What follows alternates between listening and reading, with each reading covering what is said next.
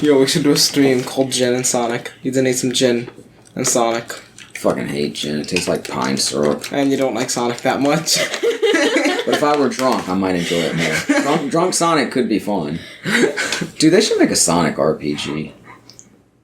There technically is one for like the DS, but it's not very good. Well, I'm thinking like Mario and Legend of the Seven Stars kind of RPG with Sonic. Yeah. Which that's not one of my favorite games, and I do think it's overrated, but it's still a quality game. Look, he's gonna find a good drink that includes gin, then we can have some gin and Sonic. The only thing I know is gin and juice. Alright, Does it taste good? I've never had it. You haven't. I don't like gin. That doesn't mean you don't try stuff. It's like pine syrup. And yes, I've tasted pine sap. More than gin, About the same amount as gin. Yeah, either one. Probably not less. At least the same as gin. Alright, should we get this? That means you've only had gin once, or you've had pine sap multiple times. Should we get this review started or not? Maybe. This is the start of it. Gotta talk about episodes 2 and 3 of Miss Marvel. Yeah. Episodes 2 and 3 of Miss Marvel, Dig it! Macho Man Randy Savage here to review the Marvel Cinematic Universe's newest property on Disney Plus, Freak out, freak out! No, of course. Yeah, so Miss Marvel. Yes. 1 and 2. No, 2 and 3. 2 we already and 3. did 1. Yep. Of course, we're doing this for our YouTube channel here. This is Lexicon Podcast. Check out the full episodes of the podcast at anchor.fm/Lexicon Podcast, and make sure to like, comment, subscribe over here as well. Yep. And I'm digging this series. Same. It's really good so far. It's kept up the momentum from the first episode when I said I thought it was the best MCU Disney Plus series debut, WandaVision notwithstanding. And I guess maybe Doctor Strange and the Multiverse of Madness has gone a long way to ruining WandaVision for me as well. But oof.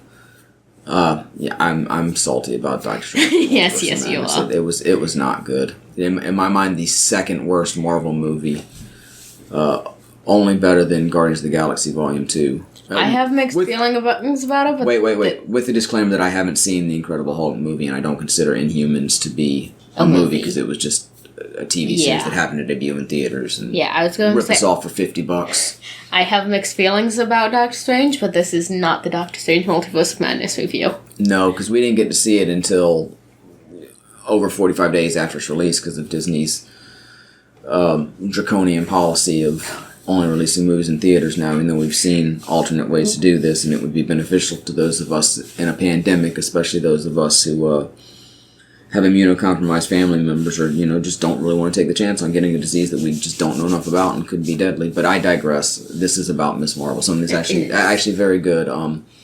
I think the series is doing a really good job maintaining the balance between her life with her family and friends, and then, starting to get her into being a superhero. Now they've introduced some super villains for her. That's one of the wonderful things about Miss Marvel in general, not just the show, but also the comics. Yeah. It's really good. Well, it's just that most of the Marvel Cinematic Universe focuses heavily on, the superhero adventures. We do get some of their personal lives, but it's by and large, hey, the next big bad we have to take down.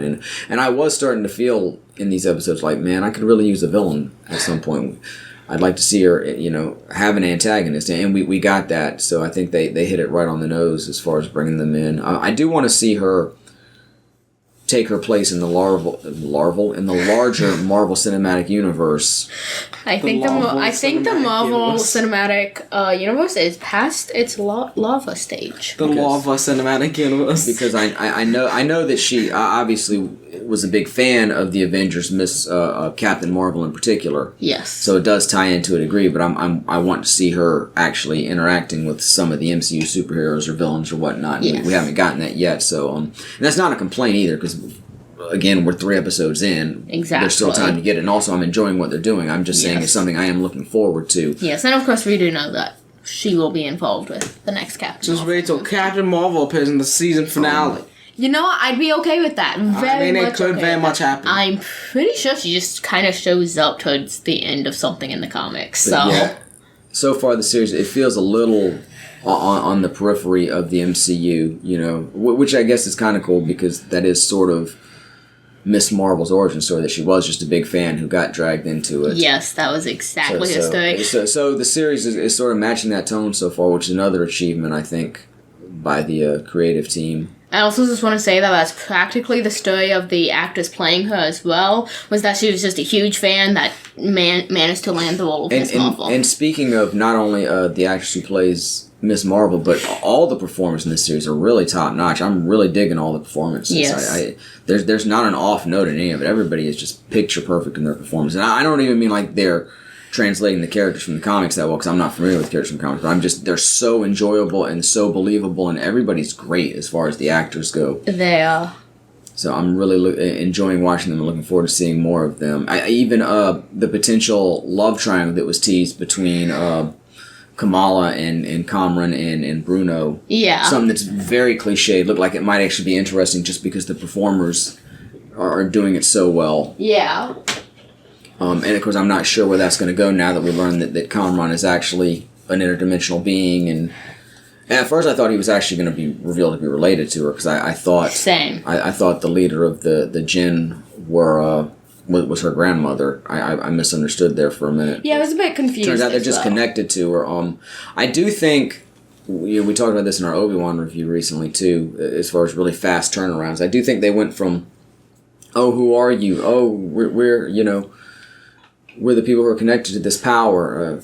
But what are you? We're the Jinn. Oh no, the Jinn are evil. No, we're not evil. We're your family. Oh yeah, we are evil. That was a big. I felt like that took a little.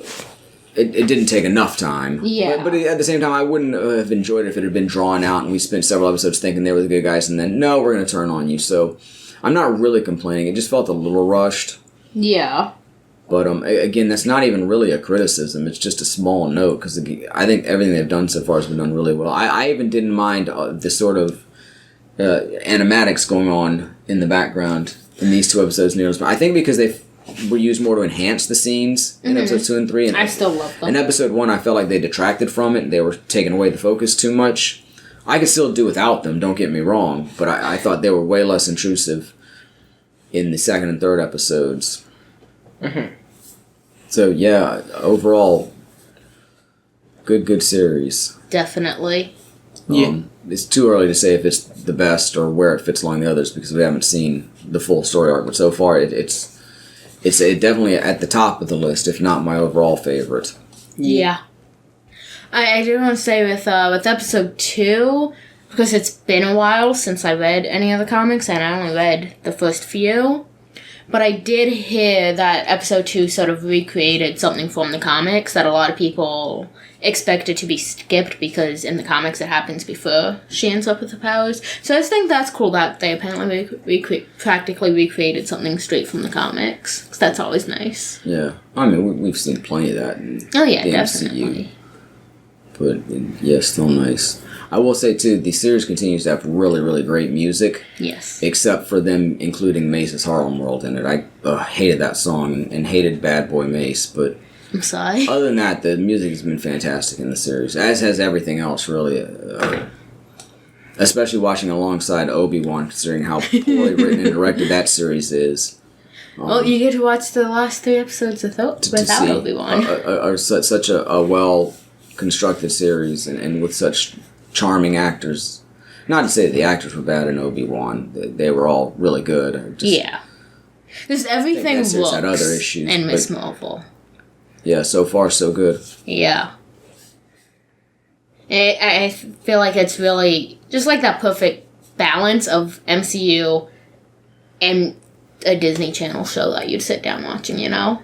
I think it's better than a Disney Channel. Well, yes, it's better, but I feel like it's still in between. Not that Disney Channel didn't have good shows, don't get me wrong. Because we don't really have that aesthetic in the MCU. But other than Phineas and Ferb and Kim Possible, I mean, nothing's on the level of the Marvel series. Yeah.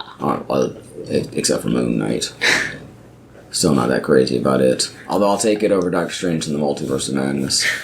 Can we just acknowledge the scene from episode 2 where there's like a boy up in the window and he starts to fall, and of course she comes in trying to save him, and it doesn't quite go according to plan. Yeah, where she drops him on the car. I thought she had really messed up for a second. I mean, I knew they weren't going to go so dark as to have her kill the kid or paralyze him or anything, but I wasn't sure. In episode 3, it sort of came to light that, people by and large realized she saved him. Yeah. But it did look like for a minute they were almost setting her up to really flop there and really have a bad start. Yeah. But I mean, it was kind of nice. She's figuring out the powers still, so it's like, yeah, she messed up. No, a bit. it makes sense. Like, she still managed to save him, just not quite. Oh yeah, no, I'm not saying anything was done wrong. I'm saying I wasn't sure about the tone of the scene so much until we get the fallout and really lack of fallout in episode 3. Yeah, I do question how she had a costume so quickly.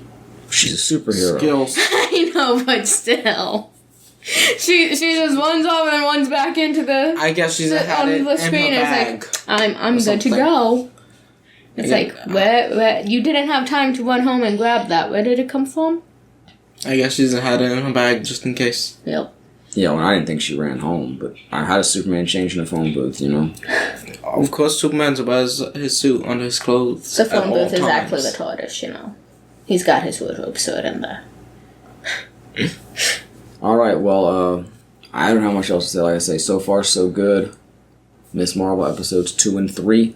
Yep. We're going to continue reviewing this series here exclusively for our YouTube channel, at least for now. I'm sure we'll throw up a mega mix on the main feed of the podcast, which you can find at anchor.fm/LexiCon-podcast when the series is all said and done. But for now, make sure you come back next time when the conversation continues. Until then, I am going to continue to be Maddie. Lexi. Dylan. And this is LexiCon. Well, we don't really do that for these reviews, do we? I don't know. This is Miss Marvel episode 3 and 2 review. Peace out to you. All right, we're done. Wrap it up. See you next time. Bye. Bye.